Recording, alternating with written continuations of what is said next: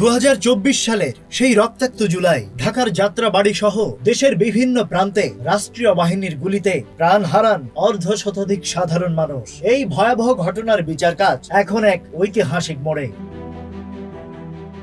জুলাই গণঅভ্যুত্থানের সময় সংগঠিত মানবতা বিরোধী অপরাধের মামলায় আজ 10 জুলাই সাবেক প্রধানমন্ত্রী শেখ হাসিনা, সাবেক স্বরাষ্ট্রমন্ত্রী আসাদুজ্জামান খান কামাল এবং সাবেক আইজিপি চৌধুরী আব্দুল্লাহ আল মামুনের বিরুদ্ধে আন্তর্জাতিক অপরাধ ট্রাইব্যুনাল আনুষ্ঠানিকভাবে অভিযোগ গঠন করেছে। বিচারপতি গোলাম মর্তুজা মজুমদারের নেতৃত্বে 3 সদস্যের ট্রাইব্যুনাল আসামিদের অব্যাহতির আবেদন খারিজ করে এই আদেশ দেন। এর মাধ্যমে শুরু হলো তাদের বিরুদ্ধে সম্পূর্ণ বিচারিক কার্যক্রম।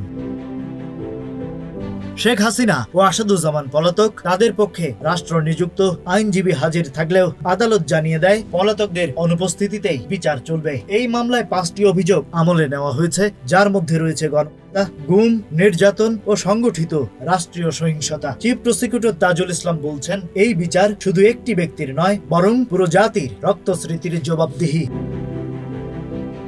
এদিকে শেখ হাসিনার পক্ষে দাবি করা হচ্ছে এটি রাজনৈতিক প্রতিশোধমূলক মামলা। তবে ট্রাইব্যুনাল বলছে অভিযোগ প্রাথমিকভাবে যথেষ্ট, বিচার চলবেই। আসামিদের মধ্যে একমাত্র গ্রেপ্তার আছেন সাবেক আইজিপি আব্দুল্লাহ আল মামুন। তিনি কারাগার থেকেই বিচার কার্যক্রমে অংশ নিচ্ছেন। এই বিচার কি বদলে দেবে ইতিহাসের গতিপথ? শুরু হলো সেই অধ্যায় যার শেষ কোথায় তা জানে না কেউ। Rajib Raihan, news flash 71।